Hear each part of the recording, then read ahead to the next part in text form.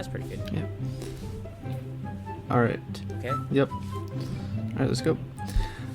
All right. Are you gonna be adding like music or whatever to the like find like an intro?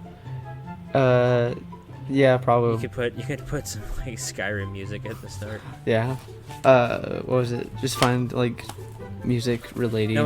We save Skyrim for the Norse mythology one since it's heavily based on Norse mythology. I was gonna say we'll just find like Greek music or something, like music from. Use Assassin's Creed music. Assassin's Creed Odyssey. Oh yeah, Odyssey. I was gonna say. What was it? I was gonna say on the Viking one we'll play on the final Viking one. They're not Vikings. Or Norse. Yeah. Sorry, I was just looking at one, and my book mentions the Norse, and says something about Vikings. I was reading that. He's wrong. This is the 40s, man. But anyway, Fuck the 40s. On the Nordic ones, on the last one, or we should play a snippet of the Led Zeppelin song. Damn it! I'm sorry. Immigrant song? Yeah, the Immigrant Song. No, Led Zeppelin is extremely tough with their copyright. We're not doing that. Alright. So let's start. I've been recording. Yeah, no, I know. I'm just talking about the podcast. Welcome to the Legends of Old podcast. I am Josh. I will be your host. And I have my co-host Drew with me. Salutations and good day.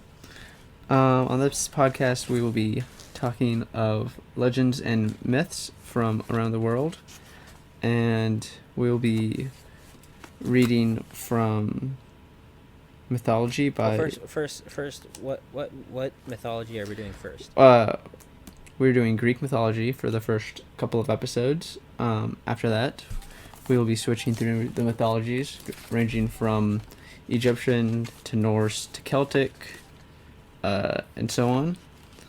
The book we're reading today is Mythology by Edith Hamilton.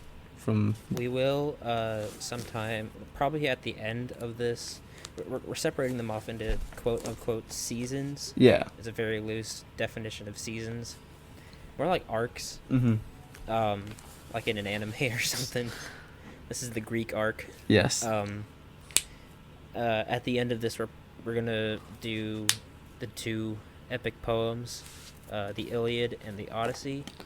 If we get enough support, we may do the Aeneid, but the Aeneid is just the Odyssey but Roman. Yeah. Which, I mean, this kind of does cover Roman mythology, or at least Roman mythology is just Greek mythology but angrier. Yeah. The Romans were very keen on taking other people's mythology that they conquered, except for the Christians. They took them a couple hundred years before they adopted them. Yeah, surprisingly enough, Christianity has a pretty good mythology. Yep. Like there's some good lore in there, like hierarchy of angels and stuff. But we're not gonna be talking about that because that's too relevant. Yeah. You don't want to like piss off some Westboro people. No, you don't. Anyway, the book I'm reading from is some old. Big milestones to look out for in the future. Like I said, the Iliad and the Odyssey. The Iliad, aka Troy story. And the Odyssey, Troy story too. Yep. During the Norse one, because we're deciding to like switch off reading. Yeah. I'm going to be reading Norse and Journey to the West. Mm-hmm. During the Norse one, I don't think there are any like big epic poems. Do you think Ragnarok would count? Do they ever tell a poem, a tale of Ragnarok, or do they just mention how it starts? Or it's like because I've only seen that like it. It's like a prediction of things to come, like what's gonna happen. Because in Norse mythology, as far as we know, Loki's still chained to that rock. But Yeah. we'll get to that when we get there. We probably say that We for then. could read some of the Norse or like the Viking epics or something like that. Yes, I definitely want. I have the book. I definitely want you to read the story of Loki and Thor and him dressing like. No. I know that story. Yeah. I have the Neil Gaiman book, but there's like actual epics. Yeah, no, I know. Of human characters. So I don't know if we're going to be reading those. When we cover Chinese mythology, it's basically just going to be Journey to the West. Mm-hmm. Because outside of that, Chinese mythology is pretty confusing. It is very confusing. Journey to the West is even confusing, like, in just Journey to the West. As for Egyptian, I'm not sure. Oh my god, Egyptian. I keep forgetting about Egyptian because it's so inconsistent. It is really inconsistent. We'll probably just go a review of their creation, their gods. Just like the stories and stuff. There aren't really that many. I don't think there are any Egyptian epics, are there? But they made that Gods of Egypt movie, and it had to be about something. Absolutely not. I feel like that had to have. I've never seen it, but I feel like I haven't seen it either. Had to have been based off an epic. That had to have been based off an epic. No, we could no, obviously not, since it was really bad and inaccurate. Yeah. We could just we could watch it together, make like a commentary track. Yeah. That people can pair up alongside the movie. Mm-hmm. That'd actually be kind of fun. I'd actually like that. Yeah. We will get into Babylonian. I have a book about Babylonians. I actually don't know much about Babylonian mythology. I have the Tales of Gilgamesh. Yeah, outside of Gilgamesh, I know nothing. Yep, I do have a book about Babylonians, so we'll get into that. I have Native American. I think probably the most interesting one will be African, because I do not know much about African. I only really know Anansi the spider. See, I also have an Indian one, I think. India. Yeah. Okay. Yeah, I have I have a mythology book on them, and so that means if we get into Indian mythology, that means we have to read the Mahabharata. Yes. Which is longer than the Iliad and the Odyssey combined. Yep. And I know a little bit about that one because that'll be fun. I've read a book about them. I really only know about Krishna. Savage Fortress is the book I read. It's like a Percy Jackson. Savage Fortress. It's like a Percy Jackson book almost. Savage Fortress sounds like a really bad punk band name. It does. But yeah, we are Savage Fortress. We're gonna kick your face in. Yep, we will be going around the world in the world of mythology. What do we do once we're done? I do have Tales of King Arthur and yes, I want to do that. I love King Arthur. I have Lovecraft stories. And so we can get into we will do that as long as I can read Lovecraft. Oh yes. I will read the Lovecraft books. I have plenty of books of old stuff. That is why it's called. We could take you on an anime journey. Oh dear. And then we talk about the lore of that. I could wax poetic about the lore of Doom Eternal. Oh man. But no, dude, it's really cool. That is why really cool. The podcast is called Legends of Old, not mythology, or something like that, because this is going to be a podcast just about legends, legends and tales. And legends and lore. Yeah. And, there's so much that people don't know about, because, or people have misconceptions about because of Marvel and Disney. Marvel. Even DC. Thor is not a female. Even DC, a little. What does DC have? DC has the Greek gods. Wonder Woman. And the that's Amazonians right. And. Oh God! I just got reminded of the fucking intro to Wonder Woman. I hated that. That was so inaccurate and stupid. The God forbidden Percy Jackson movies. Clash of the Titans. The remake one was really bad. The original one wasn't that bad. Okay, you know something really funny about that movie? What? In Greek mythology, There is no such thing as a kraken.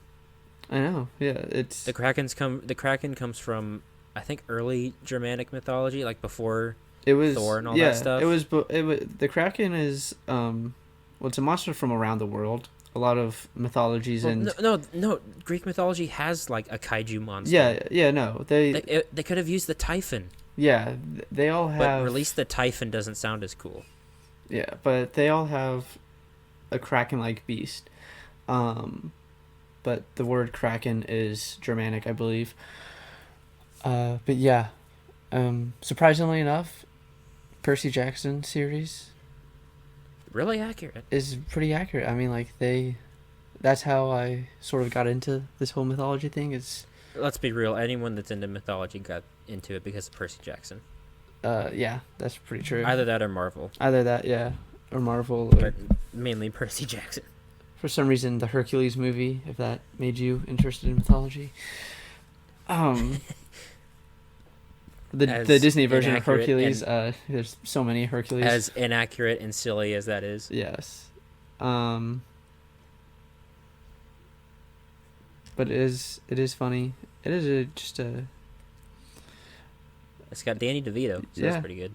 and James Wood. James Wood is is Hades. Use your sword, kid. Uh, I can't Trying to Danny think. DeVito. there's also Hercules. It came out in 2017 or something, or 2014. I don't even remember, because it got overshadowed by the other Hercules movie, which is based on the Thracian Wars comic series with The Rock as Hercules. Yeah, I That- heard that was really dumb. I feel like it was dumb to a lot of mythology buffs because it basically took Hercules and said that he was just a normal man and that the monsters and everything don't exist. It's just people dress up like them, or it takes a very realistic approach to Hercules. As realistic as ancient Greece can get. Yes. Basically, all his feats and conquers were actually comprised of a team that would help him, and So it turned the mythos of Hercules, which, I guess, since we're reading Greek mythology, we should use his accurate name, Heracles. Heracles. Yeah, Heracles. Heracles, which ironically enough means for the glory of Hera, which is super funny. Yeah, because the chick that Zeus knocked up. We'll get to that.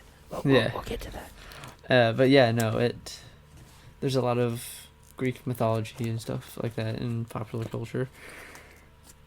But anyway, today, for this episode, we'll be talking about the Greeks' vision of creation of the world, how the gods came to be, and who are the titans and the monsters.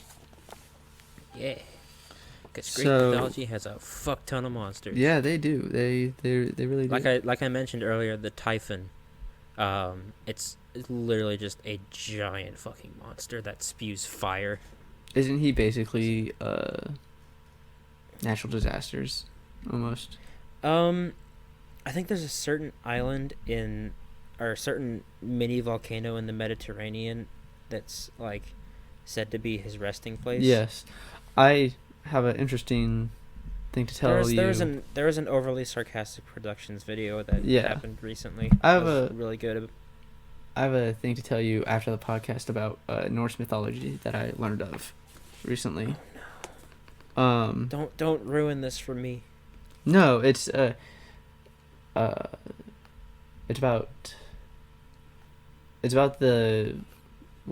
about the Viking people and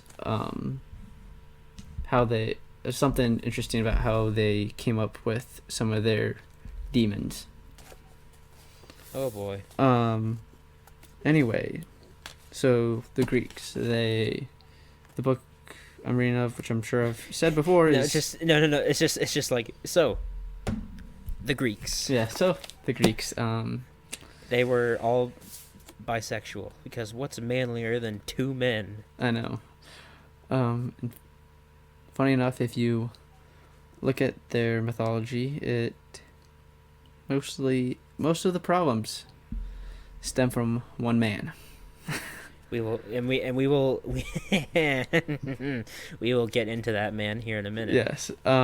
Anyway, said it The before, man but who very much I do not like and can strike me down at any moment if he agrees if he disagrees. yes. But I will state it again. The book I'm reading from is Mythology by Edith Hamilton. This was made in 1942. I'm not sure how I got it. I think my grandfather gave it to me. It just showed up on your doorstep one day. I honestly probably no. I think my grandfather gave it to me. I've had it on my bookshelf for years. I used to read some of it, but anyway.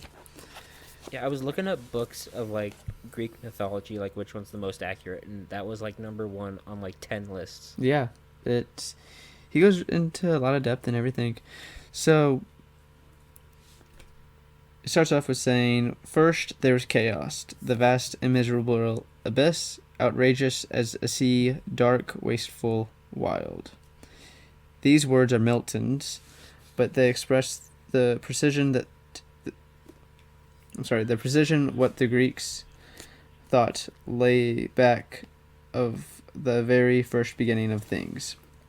Long before the gods appeared in the dim past uncounted ages ago, there was only one formless confusion of chaos, brooded over by unbroken darkness.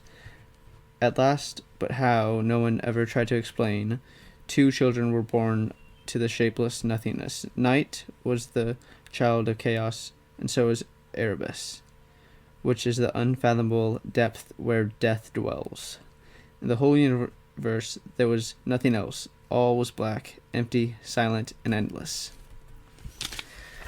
If that doesn't sound like emo or goth Twitter, That sounds fucking disturbing. yeah, sounds like That sounds like the beginning of like a Lovecraft novel. yes, it does. I'm sure that was the inspiration. Howard Phillips Lovecraft would not have drawn inspiration from Greek mythology. He'd be too scared to read it. He didn't have the constitution for math. Yeah. Honestly, let me just say this right out. H.P. Lovecraft was a pussy. Yes. Although he did He also had a very interesting way of naming his pets. He did. Or his cat. to be more specific. Don't look it up. Anyway, so Chaos isn't really known. I feel like he's in the other book that I have that's a bit more children based, but has good illustrations and stuff. They don't talk about Chaos, and I didn't even know about Chaos really. Well, okay, I found out about Chaos, but I'm not too keen on sharing how I found out about him in Greek mythology. Were you like on the wrong part of the internet or something? I was Were you browsing Poll on 4chan? No, it was it was during the time in between some of the Heroes of Olympus stories. When I was waiting for a new book to arrive, I went onto this website called fanfiction.net because I wanted to just read some Percy Jackson stories, and there was none other, and so I just looked around, and there's a wide market in stories where Percy is betrayed and is taken in by Chaos and becomes part of like some Chaos army that shows up hundreds of years later or something, and he's like this brooding, mysterious soldier assassin of Chaos and has to defeat, I don't know, Gaia or someone. But so this was like 2012 through 2014 kind of thing. Yeah. Yeah, so everyone writing those were probably in middle school and going through their emo phase. Yeah, going through the emo and Assassin's Creed, because I remember reading one where it said, imagine Assassin's Creed hoods and outfit for the Agents of Chaos or whatever. But after those, I looked up Well, that's that, and dumb. yeah, but and then it wasn't until, I think, House of Hades, where they do mention chaos for the first time, and night in Erebus. But anyway, goes on to say, and then a marvel of marvels came to pass. In some mysterious way, from this horror of blank, boundless vacancy, the best of all things came into being, a great playwright. The comic poet Aristophanes describes it coming in words often quoted: black winged night, into the bosom of Erebus dark and deep, laid a wind-born egg, and as the seasons rolled forth sprang love, the longed for shining with wings of gold. From darkness and from death love was born, and with its birth order and beauty began to banish blind confusion. Love created light with its companion radiant day. What took place next was the creation of the earth, but this too no one ever tried to explain. It just happened. With the coming of love and light, it seemed natural that the earth should appear. The poet Hesiod, the first Greek who tried to explain how things began, wrote, "Earth, the beautiful, rose up, broad-bosomed, she that is the steadfast base of all." So the Earth's got big tits. Yeah. Of all things, the fair earth There first you go, bore, the starry Earth heaven Chan, equal to Earth Chan herself. artists. Remember Earth Chan? Yes, I do. Earth Chan is not flat. Nope. Oh my god. Equal to I hate herself, to myself. cover her on all sides, and to be a home forever for the blessed gods. So, I've never heard of Hesiod, or Hesiod? I got look Hesiod. him up. Hesiod. Hesiod. Yeah. Never heard of him. Greek poet, thought by scholars active between 750 and 650 BC, around the same time as Homer.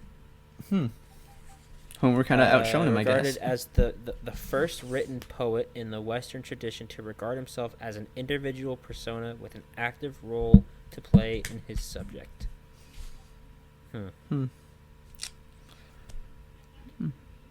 His one of his parents is named Dios. Oh my gosh. Kono Dios da.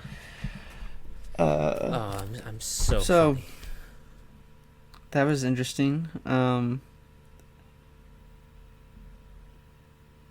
darkness and from death, love was born. That is.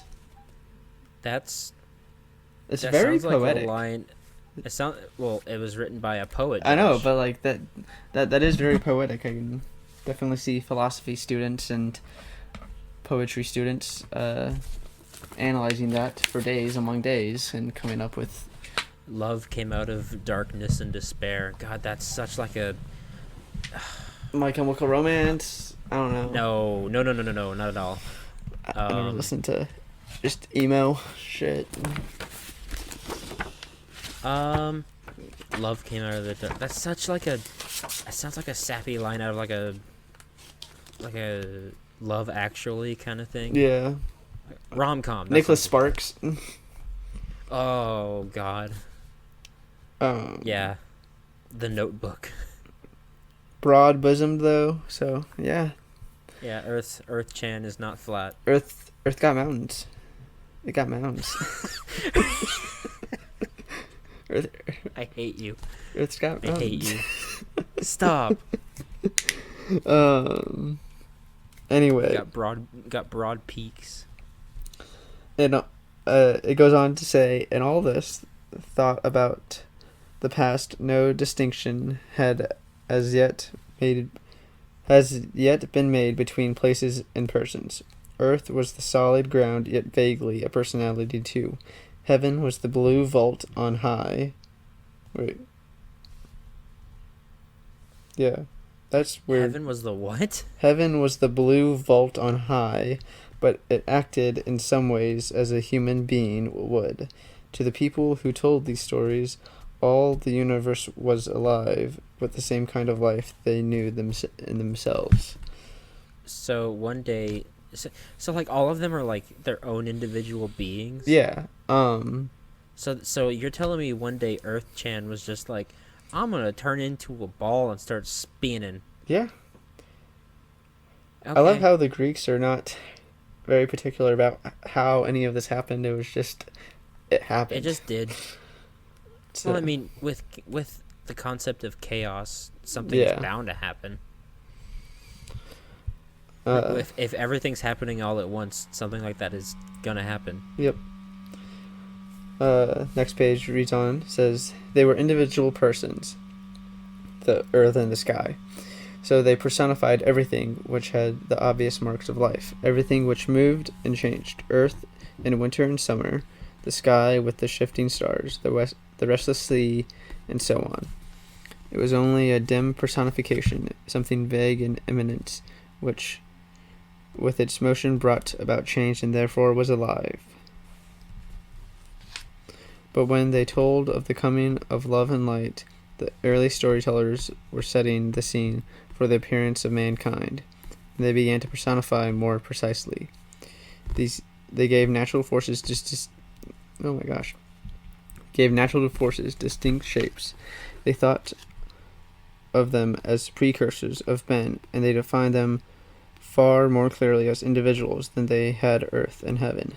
They showed them acting in every way as human beings did, walking, eating, as earth and heaven obviously did not. Oh my god, I feel so stupid right now. They're talking about Gaia and Uranus. Yes, they are.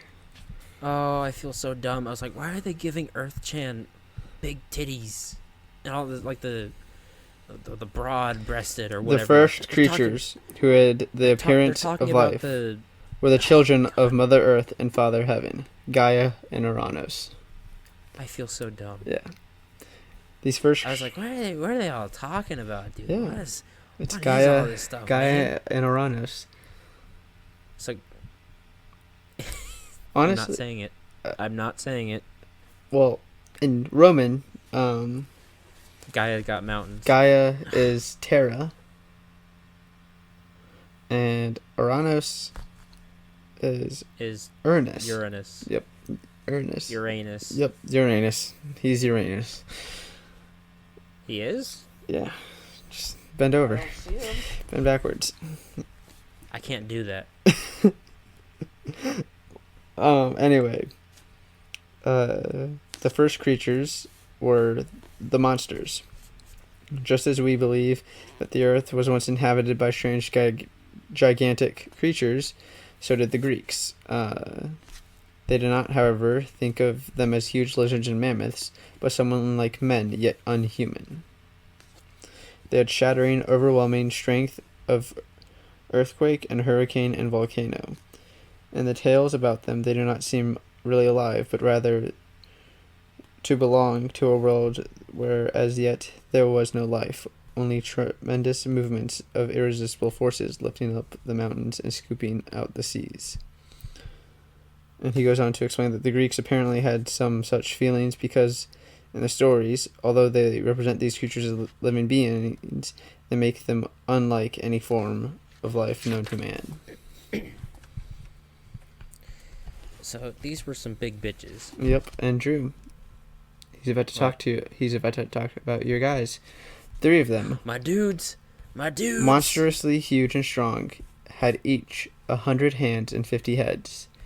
To 3 others, they were given the name To 3 others was given the name of Cyclops, the wheel-eyed, because each had one enormous eye, as round and as big as a wheel, in the middle of their forehead. The Cyclopses, too, were gigantic, towering up like mighty mountain crags, and devastating in their power. Last came the Titans. They were a number of these, and they were no way inferior to the others in size and strength, but they were not purely destructive. Several of them were even beneficent. One, indeed, after men had been created, saved them from destruction. So, goes on to talk about the 3 children of Gaia. And They didn't name my dudes. No. though. It was the So- 40s. so the they probably dudes- didn't the have dudes it. with Okay, so the guys with the 100 arms and the 50 heads, they are called the Hecatoncheires. And I guess the only reason why I love them so much is I love saying their name. That is a pretty interesting name. I'm trying to think. Hecatoncheires. They were mentioned in Percy Jackson. So They met one, yeah, they met one. and he somehow lost a rock paper scissors match. Yeah, that was. I use that trick even till this day. Rock paper scissors shoot. Yeah, rock paper scissors shoot, and you just point a gun at him. That phrasing is so good. Imagine just like pull out like an actual like Glock. Yeah. Rock paper scissors. Just pull out a revolver, just like shoot.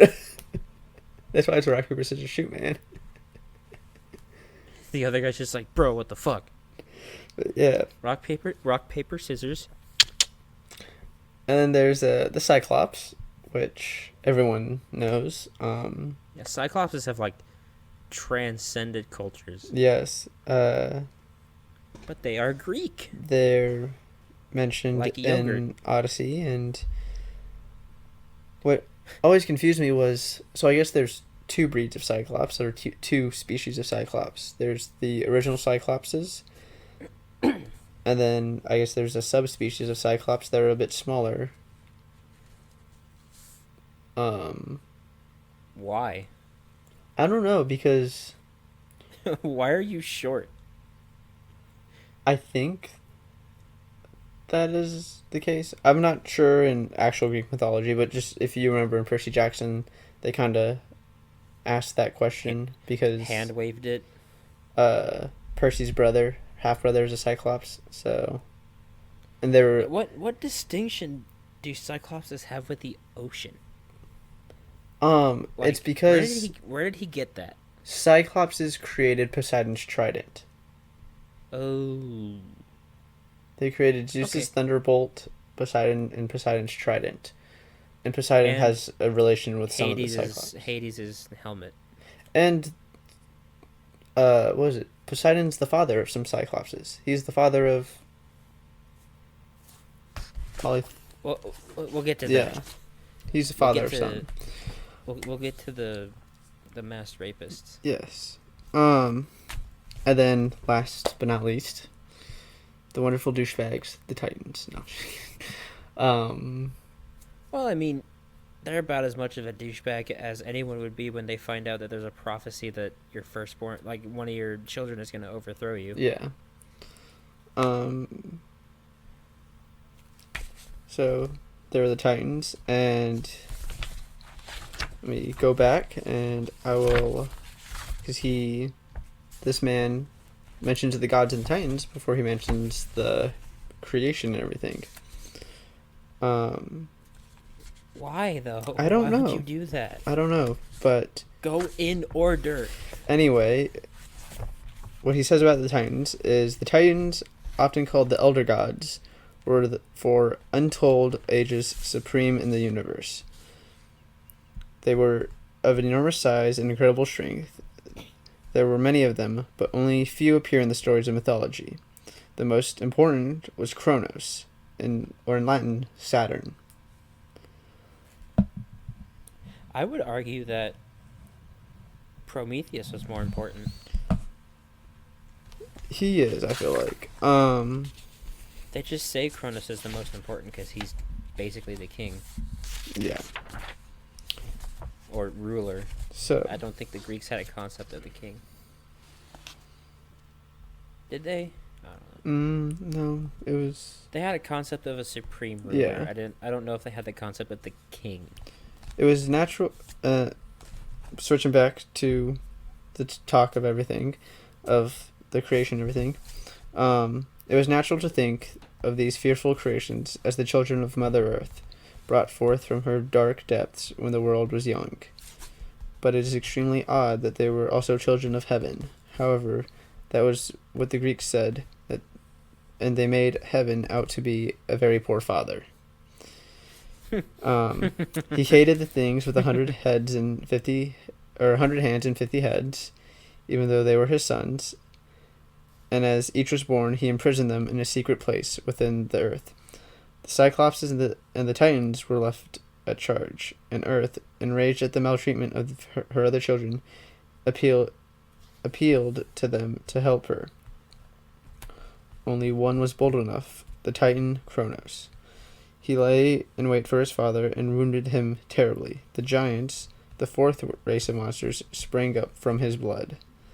From the same blood, too, Arrhenius, the Furies, were born. Their office. One thing that they forgot to mention was where Uranus was struck. All I'm gonna say is that he was castrated. Yes, he was, and how this was done was by Kronos' trusty scythe. I thought it was a sickle. Or sickle. It was one of those. Scythes are the big ones. Yeah. Scythe is like it's the one death. that you see death, Yeah. And the sickle is like the single hand. Yeah. Like in communism, which the sickle and hammer. No, that's a good example. Although it should be the scythe and hammer, because let's not get into that. Yeah. Anyway, let's not do politics. The Arrhenius, or the Furies, were meant to pursue and punish sinners. They were called those who walk in darkness, and they were terrible of aspect, with withering snakes for hair and eyes that wept tears of blood. The other monsters were finally driven from the earth, but not the Furies. As long as there was sin in the world, they cannot be banished. Damn.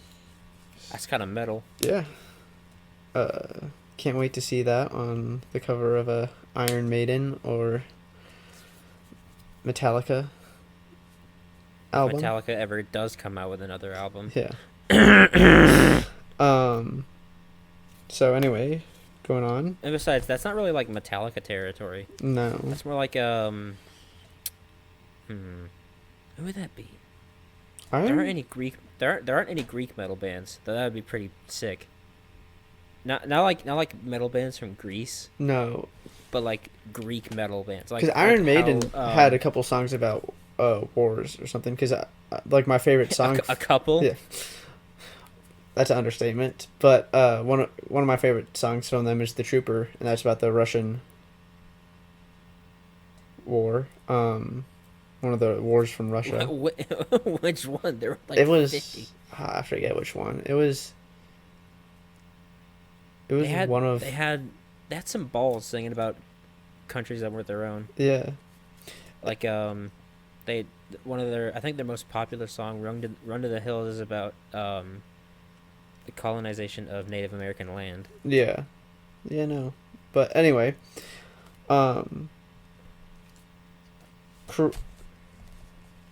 Kronos, he whom, as we have seen from the Romans called Saturn, was lord of the universe, with his sister queen Rhea. Ops in Latin. Gotta love that incest. Yep, incest seems to be everywhere. Where are you looking? Alabama, Arkansas, Greece, Africa. Let's not put specific areas on this. Anyway, finally, one of their sons, the future ruler of heaven and earth, whose name in Greek was Zeus, rebelled against him. He had good cause to do so, for Kronos had learned that one of his children was destined someday to dethrone him, and he thought to go against fate by swallowing them as soon as they were born. But when Rhea bore Zeus, her sixth child, she succeeded in having him secretly carried off to Crete, while she gave her husband a great stone wrapped in swaddling clothes, which he supposed was the baby, and swallowed down accordingly. Later, when Zeus was fully grown, he forced his father, with the help of his grandmother, the Earth, to disgorge it along with the 5 earlier children. And it was set up at Delphi, where eons later, a great traveler, Pausanias by the name, reports that he saw it about 180 AD, a stone of no great size, which the priests of Delphi anoint every day with oil. There followed a terrible war between Kronos, helped by his brother Titans, against Zeus, with his 5 brothers and sisters, a war that almost wrecked the universe. So, Kronos is a dumbass. Yeah. How the Seems fuck to carry on the trend of poor fathers. Yeah, how the fuck do you mistake a stone for a child? Well, she swallowed it and she swaddled it in clothing. Yeah. So maybe it was like a. You would think, hey, this child's kind of cold. Well, I mean, it's not squirming. He swallowed them whole. Yeah. Because like after he was defeated, all of the gods that were eaten jumped out of his fucking stomach. But this just proves to show why don't try and change fate. And don't eat your kids. Yeah, don't eat your kids. Alright, to go on. A dreadful sound troubled the boundless sea. The whole earth uttered a great cry. Wide heaven shaken groaned. From its foundation far Olympus reeled. Beneath the onrush of the deathless gods, and trembling seized upon black Tartarus.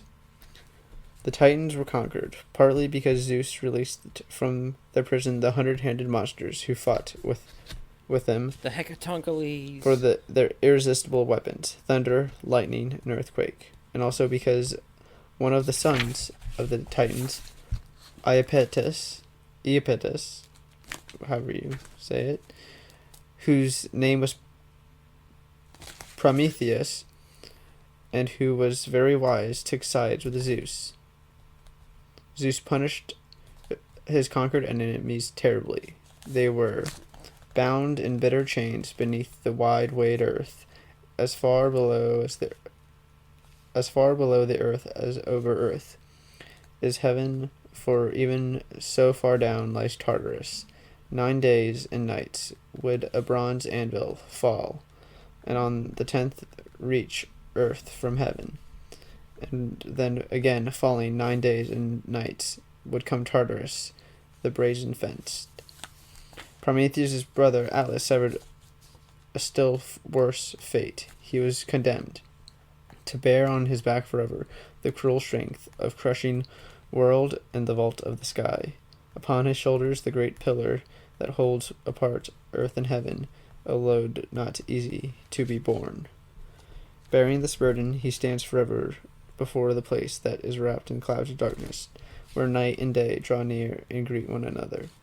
The house within never holds both night and day, but always one, departing, visits the earth, and the other in the house awaits for the hour for her journeying hence. One with far-seen light of those on earth, and the other holding in her hand Sleep, the brother of death. Even after the Titans were conquered and crushed, Zeus was not completely victorious. Earth gave birth to her last and most frightful offspring, a creature more terrible than any had thought had gone before. His name was Typhon. Hey, I talked about him. A flaming monster with 100 heads, who rose up against all gods. Death whistled from his fearful jaws, his eyes flashed glaring fire. But Zeus had now got the thunder and lightning under his own control. They had become his weapons, used by no one else. He struck Typhon down with the bolt that never sleeps, thunder with breath of flame. Into his very heart the fire burned. His strength was turned to ashes, and now he lies a useless thing by Aetna, whence sometimes there burst rivers red hot, consuming the fierce jaws. The level fields of Sicily, lovely with fruits, and that is the Typhon's anger boiling up, his fire-breathing darts. Still later, one one more attempt was made to unseat Zeus. The giants rebelled. But this time the gods were very strong, and they were helped too by the mighty Heracles, a son of Zeus. The giants were defeated and hurled down to Tartarus, and the victory of the radiant powers of heaven over the brutal forces of earth was complete. From then on, Zeus and his brothers and sisters ruled, undisputed lords of all. Well, that was fun. Yep. And then it starts getting into a bit more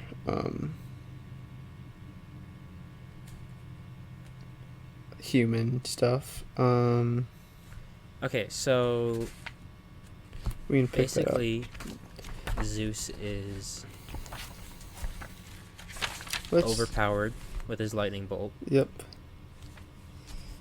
Do you think he like throws it at them and then it can like come back to his hand, or does he like point it at someplace and then like lightning strikes? I feel like it probably would be like a mixture of both. I've always thought like it's like a lightning bolt or something, and like he makes the throwing motion, and as he makes the throwing motion, like a silhouette of a lightning bolt comes out of it and turns into a solid lightning bolt and strikes. And so he still has the lightning bolt in his hand. Like, it never leaves his hand, but he makes the throwing action, and so lightning, like just individual lightning bolts strike out of it. What if it's like a thing where now that he has the lightning bolt, it can't be taken from his person? So like he takes the lightning bolt and he throws it, and then it like strikes somewhere, but then like another one materializes in his hand. Yeah, that would make sense too. The Edith Hamilton, he talks about Zeus a little bit. He says, Zeus and his brothers drew lots from their share of the universe. The sea fell to Poseidon, the underworld to Hades, and Zeus became the supreme ruler. Lord of the sky, the rain god, the cloud gatherer, who wielded the awful thunderbolt. His power was greater than that of all the other divinities together. In the Iliad, he tells his family, I am the mightiest of all. Make trial that you may know, fasten a rope of gold to heaven, and lay hold every god and goddess. You cannot drag down Zeus, but if I wished to drag you down, then I would. The rope I would bind to a pinnacle of Olympus, and all would hang in air. Yes, the very earth and the sea too. So Zeus is just really fucking strong. Oh, he could be opposed and deceived. Poseidon dupes him in the Iliad, and so does Hera. Sometimes, so he's really too, strong, but he's not smart. Yeah. Sometimes, too, the mysterious power of fate is spoken of as stronger than he.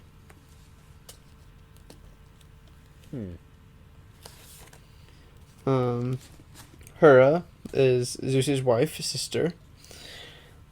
Yay, more incest. The Titans Ocean and Tethys brought her up, raised her basically, and she was the protector of marriage and married women.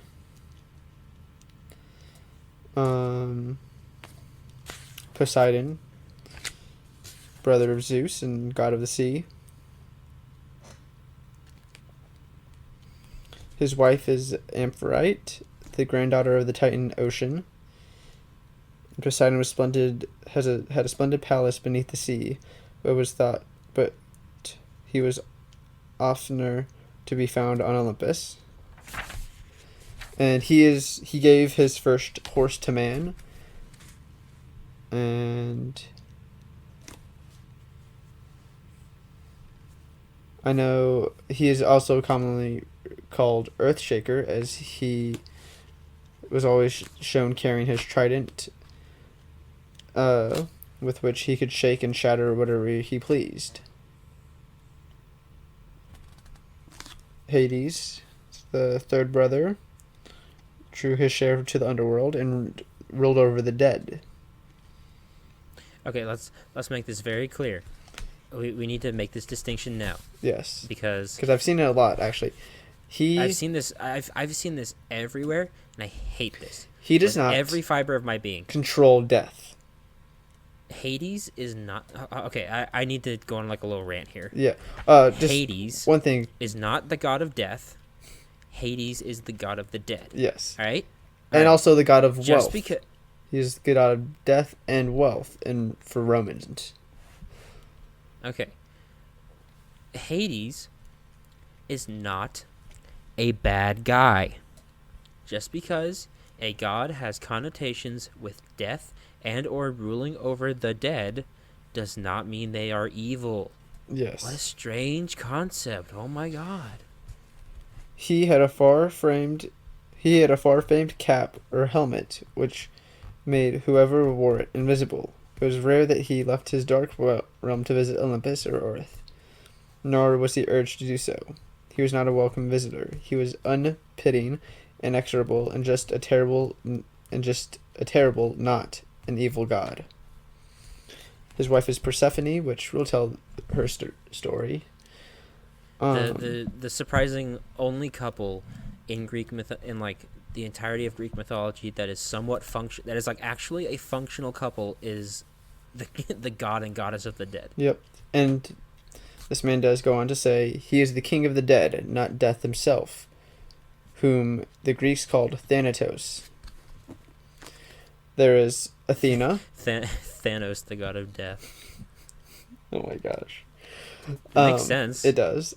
He wants to stick his wee-wee into death. Athena, who is had the city of Athens named after her. She was the favorite child of Zeus. He trusted her to carry his awful Aegis, his buckler and most devastating weapon, the thunderbolt. She's described for her gray eyes. And of the three virgin goddesses... Can people have gray eyes? Yeah, one of my friends does. Or sometimes it looks like she does. Of the three virgin goddesses, she was the chief and called the maiden. Then there's Apollo, the son of Zeus and Leto, born on the island of Delos.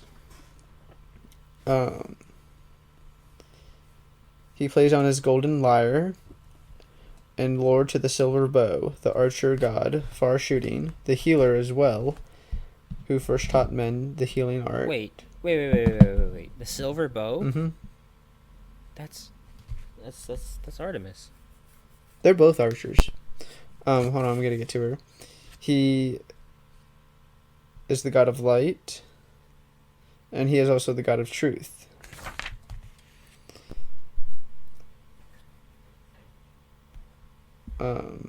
Delphi was he's also in charge of the oracle Delphi. And the sun god, his name is Phobos Apollo, which means brilliant or shining. Accurately, however, the sun god was Helios, child of Hyperion. Hyperion. Yep. That's a name. Then there's Artemis. Apollo and Artemis are twins. Yep. Many creatures were sacred to Apollo. Chief among were the dolphin and the crow. I did not know that. Why would the dolphin? I don't know. Symbol of Apollo. What? The Greeks, man, they're weird. So Artemis, the Greeks are fucking weird. Twin sister of Apollo, daughter of Zeus and Leto, and she was the lady of the wild things, huntsman and chief to the gods, an odd office for a woman. Like a good huntsman, she was careful to preserve the young. Nevertheless, one of these starting contradictions so common in mythology, she kept the Greek fleet from sailing to Troy until they sacrificed a maiden to her. In many other story, too, she is fierce and revengeful. On the other hand, the women died a swift and painless death. They were held to have been slain by her silver arrows. As Apollo was the sun, she was the moon, called Phoebe and Selene. or Luna in Latin. Neither name originally belonged to her. Phoebe was a Titan, one of the elder gods, and so too was Selene, the moon goddess. Indeed, but not connected with Apollo, she was the sister of Helios, the sun god, with whom Apollo was confused.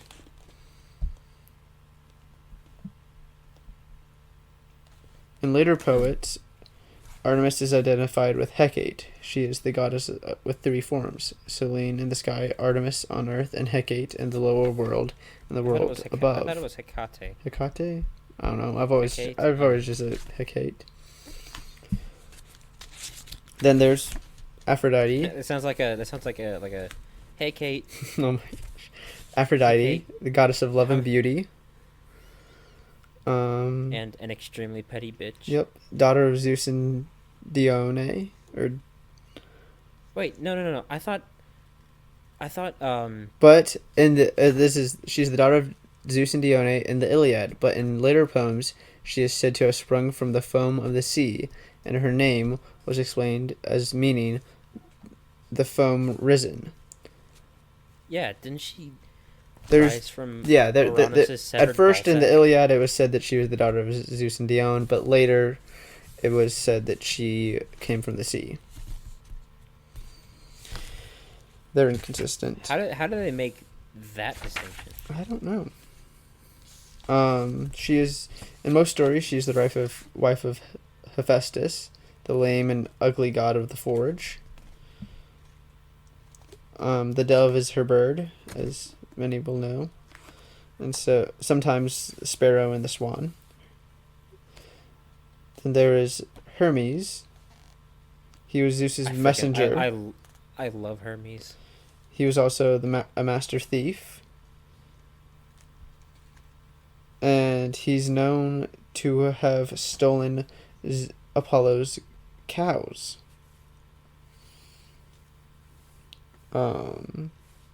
As a kid. Yeah. He was very young. He did that like day 3. The babe was born at the break of day, and ere when night fell, he had stolen away Apollo's herd.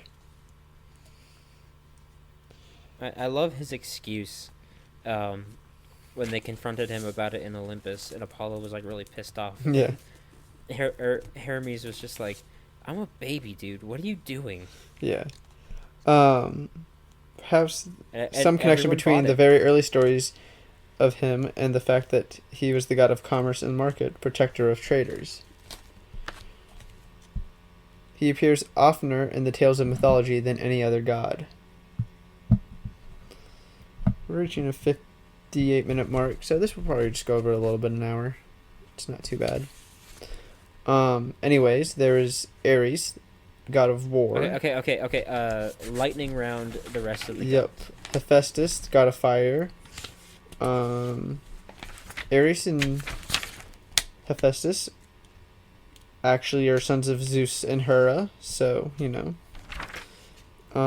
Not every. Let me say this.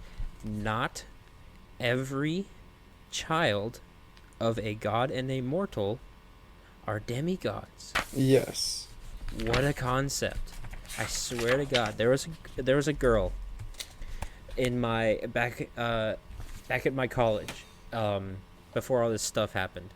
I had this class called Music of the Common Practice Era, which is basically just like music after the Renaissance up till now. Yeah. And we were learning about opera, and the opera we were talking about was the Oresteia. Mm-hmm. Which I think the Oresteia is the one. Oh wait, no. Which one's the myth with? Oh, Orpheus. The one where like you can't look back. Orpheus. That's Orpheus. Orpheus. Yeah. We were talking about the myth of Orpheus, and I brought up that Orpheus, the main character, was a son of Apollo. Because he was extremely musically gifted. Yep. Apollo taught him how to play the lyre. Yeah.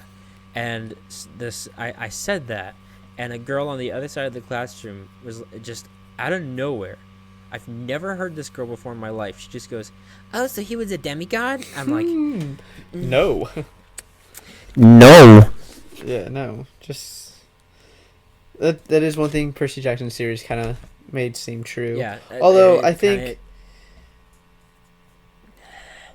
that's the way that's that like the only thing that the way really they pissed me off about Percy differentiated Jackson.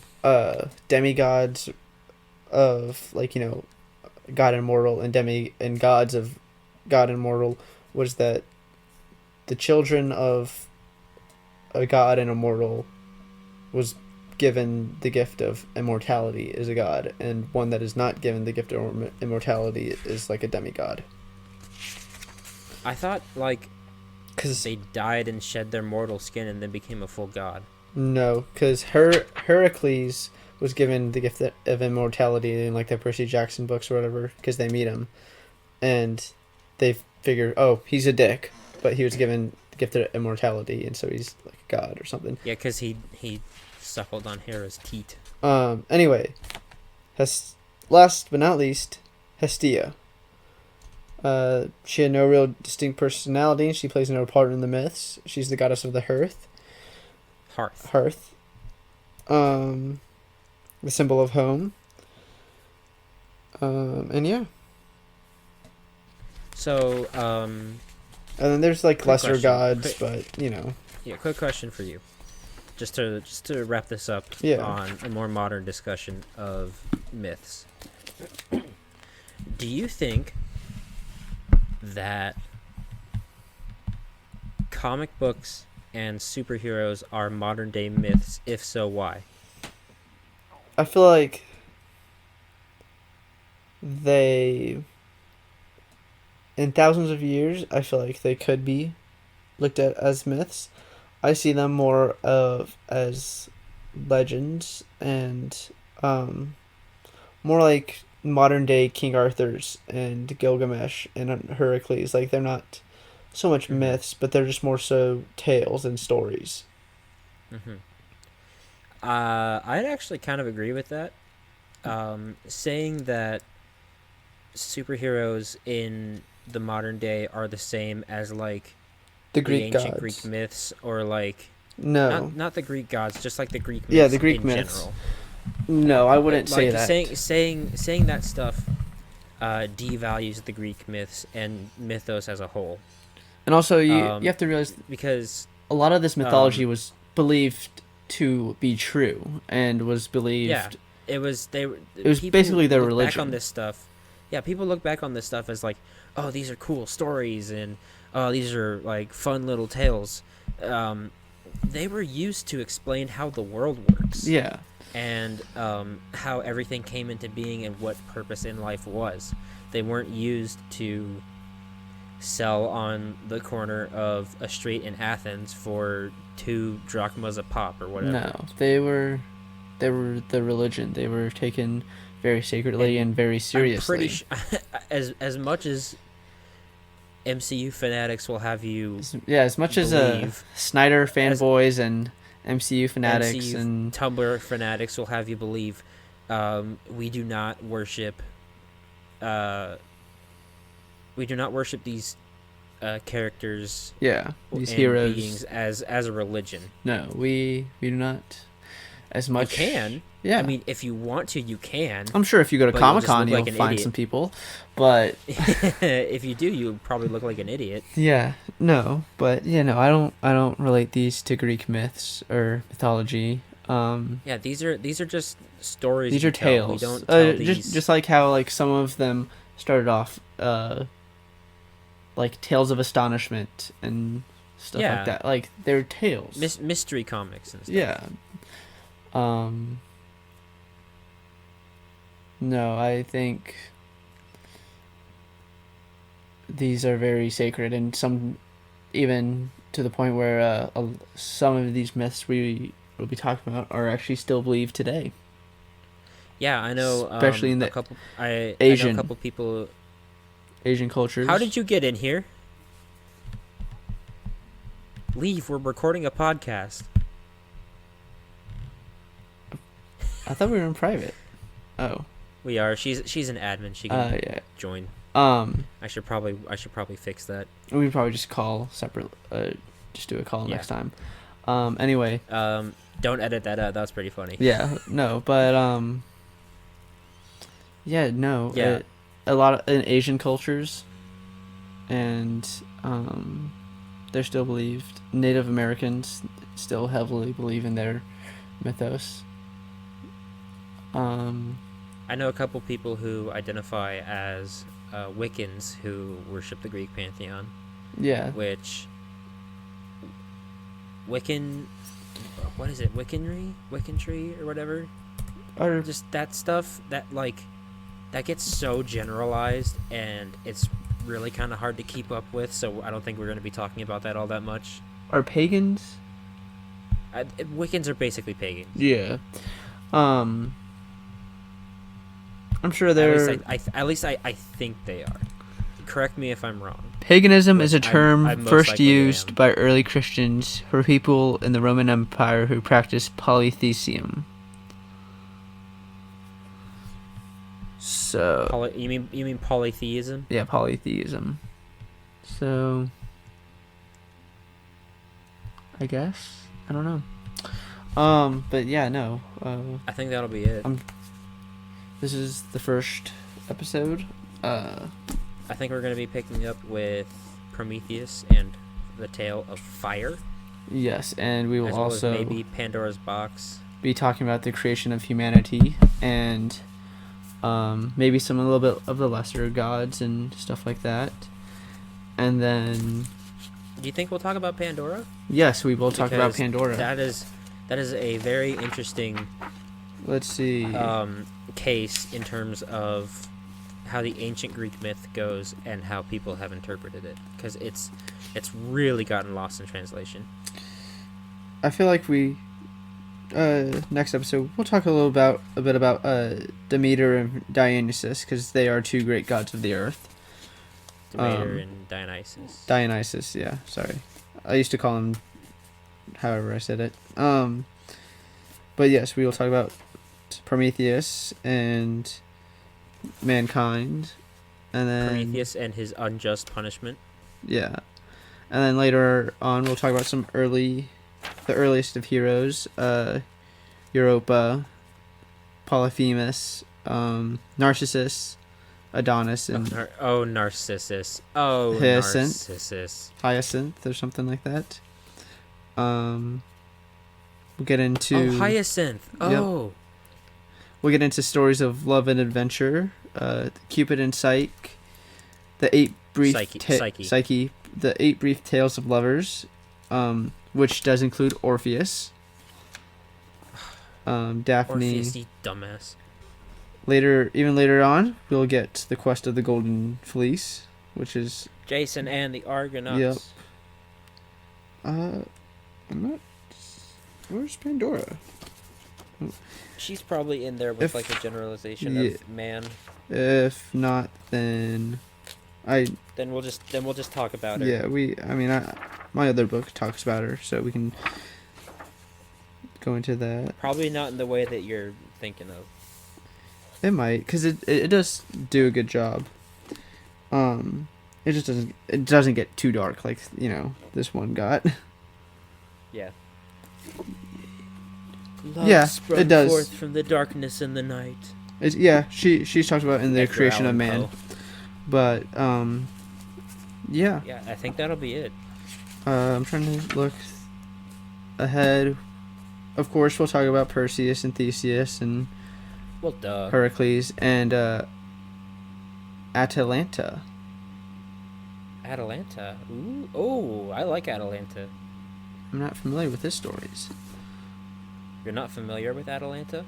I've heard the name. I don't believe I've read his stories though. Her. Then no. Yeah. I've just heard the name. I've just never looking through this book. I never read the stories. But Atalanta's a cool story. I really like that story. We have this in this book. There's the heroes of the Trojan War, and it talks about that some, and the adventures Odysseus, and AKA the Odyssey. yeah. I feel like these would be probably better than reading the entire thing because that takes a while and can be Well, confusing. yeah, we could do that over like. We could finish it off and like do like cliffhangers and Yeah. basically just make it one big story. Um. There are those books once the mall opens back up. Yeah. Well, I have a copy of the Iliad and the Odyssey somewhere. On my computer. On your computer. It's on a hard drive. I downloaded a copy. You can download copies of them. No. I don't like online reading. We will of course get into. I do want to read about Oedipus. Oh.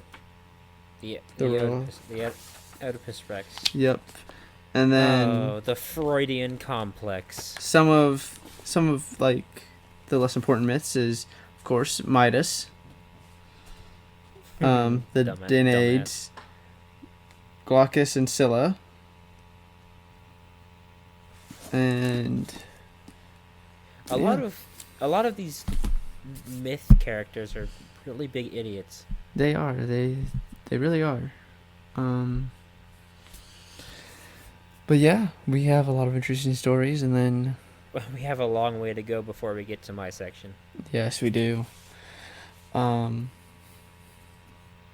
But it shouldn't take long.